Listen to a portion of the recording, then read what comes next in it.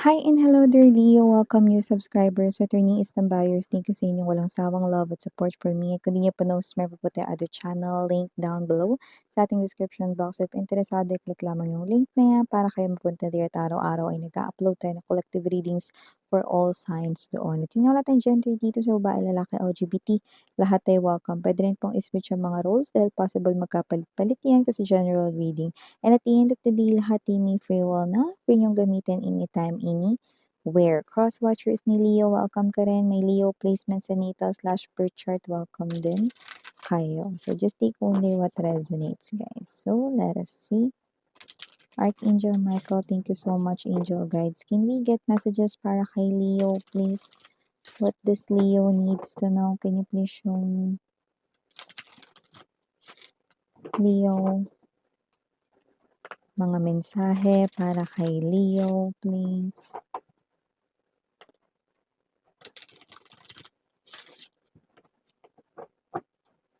Okay, so Leo, let's see your messages.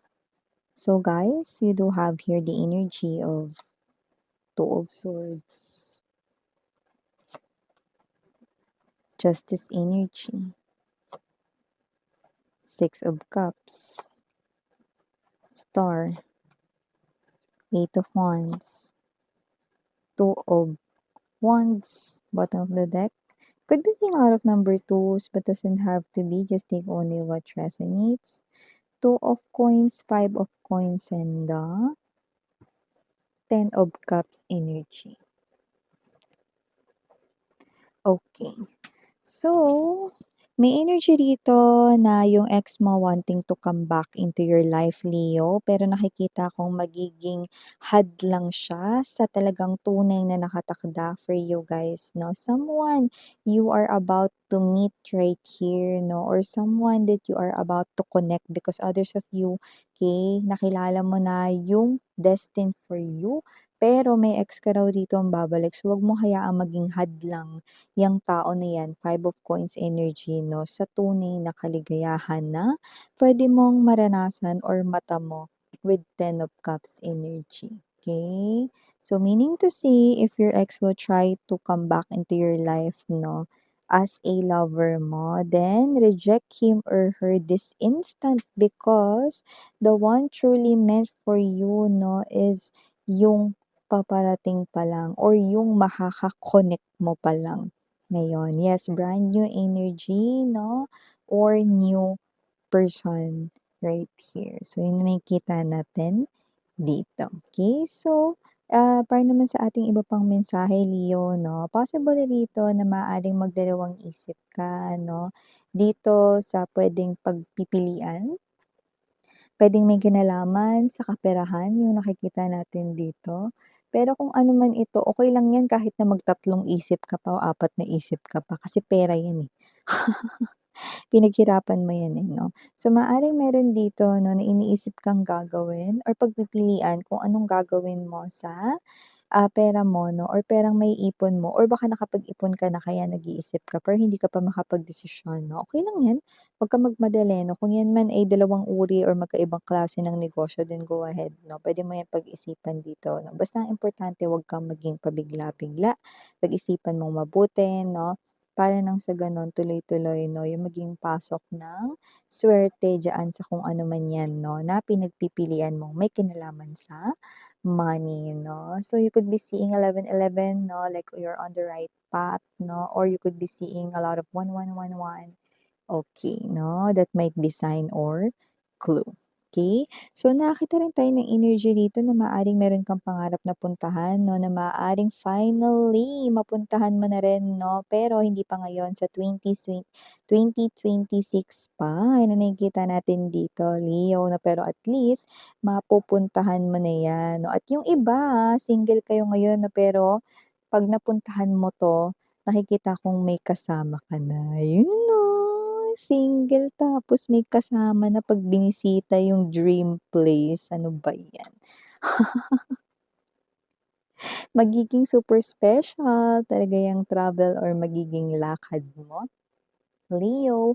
Pero yung ibang mga babes 'no, maaaring diyan mo literal na makilala yung the one mo sa sinasabi dito 'no, pinapakitang road. So, nakikita natin dito na kung sino man yang mami-meet mo 'no, someone who is in total partnership and yeah 'no, 222 'no, or a lot of number 2, seeing a lot of number 2s 'no, meaning that your soulmate is already around the corner, your true love is already around you. Yan 'no, preparing na magka-union kayo. So, yun yung nakikita natin dito, Leo. So, maliban diyan nakakuha rin ako ng energy rito 'no, na maaaring meron kang mga maalala na mga nakakalungkot na pero iba hindi nakakalungkot, eh, parang masaya naman yung maalala ninyo 'no, pero maaaring malungkot ka lang 'no, dahil hindi na ito nangyayari ngayon 'no or nami-miss mo 'no, yung mga nakakasama mo dun. Like let's say, kasi hindi naman ito about love, eh, parang kunwari 'no, yung mga kaibigan mo 'no, naalala mo yung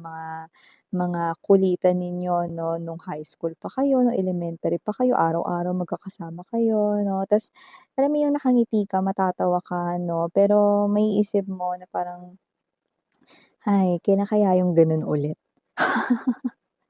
Kailan kaya yung gano'n na magkakasama kami, yung hindi naman kami magkikita ng once in a blue moon kagaya ngayon. So, may bahid na parang pagka-miss 'no, so maaaring may maalala kang ganyan. So, puwede rin kasing may makita ka rin 'no, sa sinasabi rito puwedeng makita mo yung album 'no, at maalala mo yun or baka makita mo yung mga old photos ninyo. Alam mo naman uso ngayon sa social media yung parang, pinapakita yung mga na-post 'no, kahit sobrang tagal na, kahit ilang taon na, na parang Facebook memories, parang gano'ng klase ng energies, parang gano'n, okey?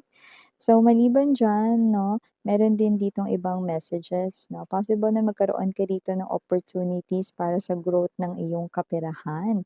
So, maganda ito 'no, pero yun nga lang dapat isa lang ang piliin mo rito. Yung iba maaaring ito ay baka nag-a-apply ka ng bagong trabaho, Leo 'no, so maaaring dalawa or higit pa yung pagpipilian mo 'no, na kukunin mo ritong work 'no, at nakikita natin dito na alin man ang kunin mo 'no, okey daw sabi ni universe 'no. Ibig sabihin 'no, kahit alin dun yung piliin mo okey lang kasi parehas mo namang gusto yung kumpanya na iyon. At kung hindi naman kayo dito naghahanap ng bagong trabaho 'no, at naghahanap kayo dito ng part-time 'no or sideline, nakita tayo rito ng energy 'no, na maaaring, meron kayo rito na simulan na part-time 'no, sa mga darating rito 'no, na mga buwan at nakikita ko rito na ito ay sakto sa Kapaskuhan. So, hindi ko alam kung anong klaseng siguro yung kunwari ganito, baka mag-sideline ka na gumawa ka ng mga cupcakes ta's may mga design na mga Santa Claus or related sa Pasko, reindeers, ganyan 'no, or yung mga dwarfs, mga gano'ng klase ng energy 'no.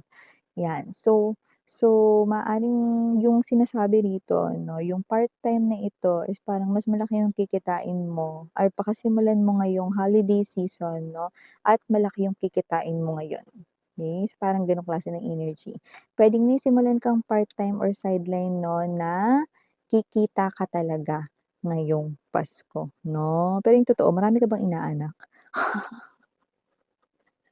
Kasi nakikita ko rito mga babes, eh, 'no, na parang kayo ito na possible na naghahanap kayo ng extra income, 'yan 'no. Or siguro kasi 'di ba dahil ito nga yung araw ng Kapaskuhan 'no, at salubong ng bagong taon 'di ba, siyempre mga tao na is nagreregalo na yun maaaring gano'n ka rin 'no, nagbibigay ka ng mga regalo rito at marami ka sigurong bibigyan 'no, pero ayaw mo ritong magalaw ang iyo ritong savings 'no, or whatsoever 'no, kaya dito mo dadaanin sa part-time 'no, good job. So maliban diyan may energy rin dito na may nakaka-miss sa'yo, 'yan 'no. At kung sino man ito na walang duda kundi ang ex mo 'no. Iba pa ba yan kanina may sense sa sinasabi mong magbabalik 'no, iba itong mensaheng ito, okey? Bukod pa ito doon sa sinabi natin kanina. So may ex ka rito na posibleng hindi 'to yung ex mo na recently mo lang na nakahiwalay or naka-breakup 'no.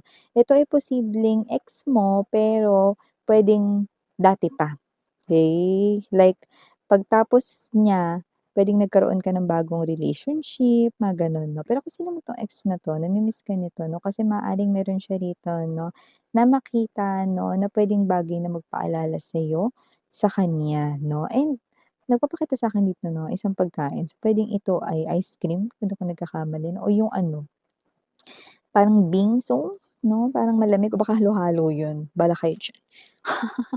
So, maaaring ikaw 'to mahilig ka sa sweets or baka literal na gusto mo ng ice cream, halo-halo or bingso, mga ganyan 'no, yung mga, um, kunyari mga sa gugulaman gano'n 'no, o kaya yung mga banana con yelo, mga ganyan. Halo-halo, mga gano'n, 'yan 'no.